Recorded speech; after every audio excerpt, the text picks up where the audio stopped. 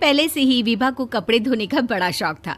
कभी नल के नीचे तो कभी तालाब के पास। अरे मेरी नीली वाली लुंगी नहीं दिख रही है। विभा की अम्मा, कहाँ रखी है लुंगी? अरे वो तो विभा ने परसों ही धोकर रखी थी आपकी अलमारी में, देखो वहीं होगी। वो ना मैंने आज धो दी, मुझे लगा कि गंदी हो गई होगी। अरे कैसे गंदी हो गई थी? उसे तो मैंने पहना भी नहीं। हे भगवान, इस लड़की के कपड़े धोने की आदत से परेशान हो गया हूँ मैं। जितना तो घर में राशन नहीं आता, उससे कहीं ज्यादा डिटर्जेंट पाउडर का खर्चा है। इसकी शादी करवा दो, शादी। जाए अपने घर में ही करे काम, फिर चाहे घर के कपड़े धोने हो या पूरे गांव के। हाँ ठीक बोल रही हूँ, देखता हूँ मैं कोई लड़का। वो दिन भी आ जाता है जब विभा को देखने लड़के वाले आ जाते हैं। लड़की मुझे अच्छी लगी। होने वाली सास कहती है, बेटी अगर कुछ पूछना है तो पूछ लो। वैसे तो हमारी लड़की बहुत ही शर्मीली है, जो बोल दो वो मान लेती है, इसे क्या पूछना होगा। अरे कैसी बात कर रही हो माँ, मुझे इन लोगों के घर रहना है, सवाल तो कई है। हाँ हाँ बेटा, पूछ लो ना, क्या पूछना है। आप लोगों के घर कपड़े कौन धोता है? सास का मुंह बन जाता है। देखो, अगर तुम ये कहना चाहती हो कि तुम्हें कपड़े धोने नहीं आते तो सुन लो, कपड़े मैं ही धोती हूँ, लेकिन तुम्हारे आ जाने के बाद मैं रुमाल तक नहीं धोऊंगी। अरे चुप रहना भाग्यवान, बहू बेचारी घर आई नहीं, उसे डराना शुरू कर दिया। वो क्या है ना बिटिया, अभी तक तो ये कल्लू की माँ ही धोती थी, लेकिन अब तुम्हारे पापा तो दहेज में वॉशिंग मशीन देंगे ही। तभी विभा की माँ बोल पड़ती है, सवाल भी पूछा तो क्या। वैसे भाई साहब, मशीन की तो फिर भी कपड़े धोने की कैपेसिटी होती है। मतलब जो बिटिया दे रहे हैं ना विभा, इसे कपड़े धोने का बहुत शौक है। ये आप लोगों के क्या, आस पड़ोस गांव मोहल्ले सबके कपड़े धो दे और उफ तक ना करे। बाहर देखा नहीं आपने कितने कपड़े सूख रहे हैं? सब हमारी बिटिया ने ही तो धोए हैं। बस भी करो ना माँ, शर्म आ रही इतनी तारीफ सुनकर। और तो और एक दाग निकाल कर दिखाओ तो मान जाओ। हाँ अच्छा, माफ करना बेटा, मैंने गलत समझा। हमें तो रिश्ता बहुत पसंद है। और ऐसे जुड़ जाता है रिश्ता कपड़े धोने का शौक रखने वाली विभा का। उसकी शादी हो जाती है कोयला फैक्ट्री में काम करने वाले कल्लू के साथ। शादी के बाद अचानक विभा चिल्लाती हुई सास के पास आती है। सासू माँ, अरे सासू माँ कहाँ है आप? ये तो धोखा है, धोखा दिया आप लोगों ने मुझे। इसे ससुर के चक्कर के बारे में पता चल गया। अरे तो उसमें तुझे क्यों धोखा मिला है? अरे नल में पानी नहीं आता, कपड़े कैसे कब धुलेंगे? अच्छा, तू पानी नहीं आ रहा उसकी बात कर रही है। तो आपने क्या सोचा? कुछ नहीं। अच्छा, तेरी माँ ने कहा था कि कपड़े धोने का शौक है तुझे, याद आया मुझे।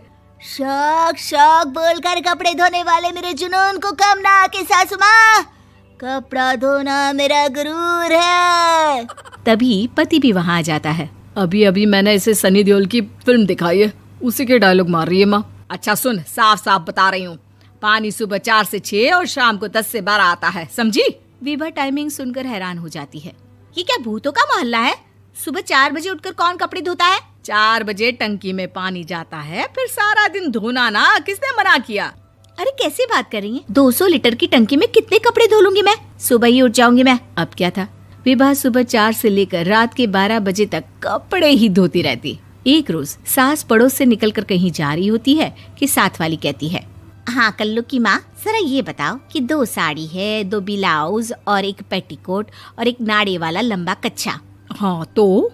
अरे तो क्या, कितना लोगी धुलाई ये बताओ। धोबन दिख रहे हैं हम क्या? हमारे पति सरकारी नौकरी से अभी रिटायर हुए हैं और बेटा सुपरवाइजर है कोयला फैक्ट्री में। धोबन समझ रखा है हमें?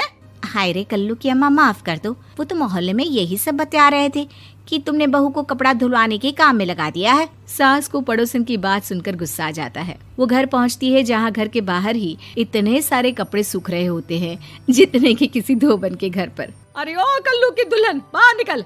माँ जी यहीं आ जाओ, बाथरूम में चादर धो रहे हैं हम। अरे अभी हम धोते हैं, तुमको बाहर निकलो। ये आस पड़ोस वाले बोल रहे हैं कि हम बहू से कपड़े धुलवा कर उसे कपड़ा धोने वाली बना दिए हैं। अरे छोड़ो ना माँ जी, किन लोगों की बातों में आती हो? आस पास के लोगों का तो काम ही होता है कि वो किसी तरह सास बहू को लड़ा दे। बहू सारे घर के कपड़े धोती है, ये क्या कम है? बोलिए। सास को भी लग जाता है कि वो बहू का ये सनकीपन नहीं छुड़वा सकती, इससे अच्छा है कि खुद ही चुप हो जाए। एक रोज सास और बहू मंदिर जाते हैं, जहाँ सास की साड़ी वहाँ खड़ी भीख मांगने वाली से मिलती है। माँ जी क्या बात है, आपकी साड़ी उस भिखारन से कितनी मिल रही है ना? हाँ हाँ देखो तो, दोनों की साड़ी मिल रही है। क्या बात है कल्लू की अम्मा, तुम खुद को तो अफसर की बीवी बताती हो और ऐसी सिंपल सी प्लेन साड़ी पहनकर घूमती हो। सिंपल और प्लेन नहीं है ये साड़ी। तो क्या सोने के धागे से फूल बने हैं? कुछ भी सासू माँ, कुछ भी। हाँ बने थे इस साड़ी में सोने के धागे से फूल। मेरे पति लेकर आए थे मद्रास से स्पेशली मेरे लिए 10,000 की। ताहे भाई साहब इस भिखारन के लिए भी सेम टू सेम साड़ी लेकर आए होंगे 10,000 की।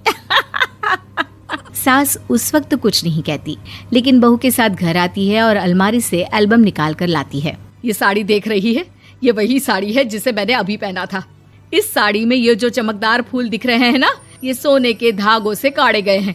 लेकिन तू लोकल वॉशिंग मशीन ब्रश से घिस घिस कर सारे फूलों को निकाल कर साड़ी प्लेन कर दी। मुझे माफ कर दीजिए सासू माँ। और तो और, जब मैंने तुझे तेरी गलती के लिए कुछ नहीं कहा, लेकिन तूने तो सबके सामने मेरा मजाक ही बना दिया। क्यों? बहू को समझ में आ जाता है कि अब से उसका कपड़े धोना बंद।